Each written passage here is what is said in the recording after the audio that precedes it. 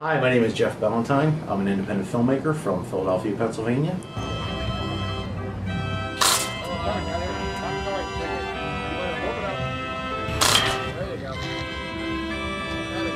I wanted to get into filmmaking probably about 4 or 5 years ago. I was really curious about it and I wondered what it would take to make a short film. So I did a little research and got some books and gave it a shot. Made my first one all by myself, and just to go through all the jobs, figure out what everyone did, and kind of get an idea of everyone's job to a little extent anyway. And it was very educational, and I definitely got bitten by the bug. Some of the most difficult challenges have probably been logistics in making a short film. I tend to do a little too much on set and try to handle too much, which I'm working my way back with.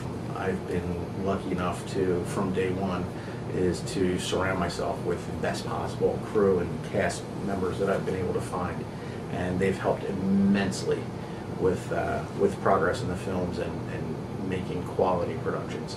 The advantage of working in the indie film business is probably your freedom, that you're able to pursue your own projects, of course. You also have a little more freedom than the confines, I guess, you would have of someone looking over your shoulder.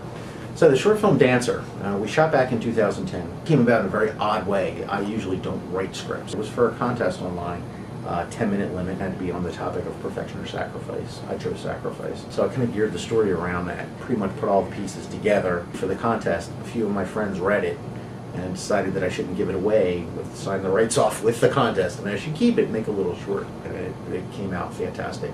But probably my favorite role in the process always directing. I really enjoy being on set, working with the crew and the visual and the actors, and that's probably my favorite role altogether with that. There were a couple funny incidents that I've had in filming on set. The first film that I did make, I was shooting a running scene through the woods, and we were running, and all of a sudden we stopped dead, and I turned around and there was a small baby fawn standing about 10 feet away from me.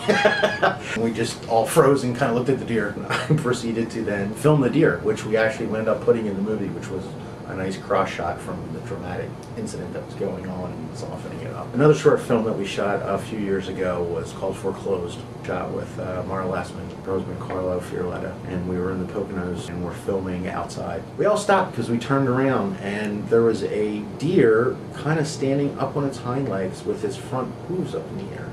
And we didn't realize exactly what was going on up until we realized that that's obviously, I guess, how deer shit in the woods, because he was proceeding to defecate all over the foliage and didn't really care that we were there. That was a real shitty situation. I really don't like to follow per se or mimic anyone's directorial style. As far as influences go, I pretty much go with what is going on set with the actors and the crew. One of the first films I made, I got the best compliment I've so far received from an actor, and he said, you're a real actor's director, and that really hit me, because I was glad that they actually felt that way, and I try to be and give, inspire everybody on set. And one of the rules with me on set is anyone has a comment or suggestion or anything, from a grip to the lead actor to the DP to whoever, open your mouth and say something, because that's the time that we do it, that something I may be too immersed in to have ever thought about or realized. An outside perspective sometimes really makes a difference. Currently working on a few projects in the mill. Right now this year I'm working actually on my first feature film,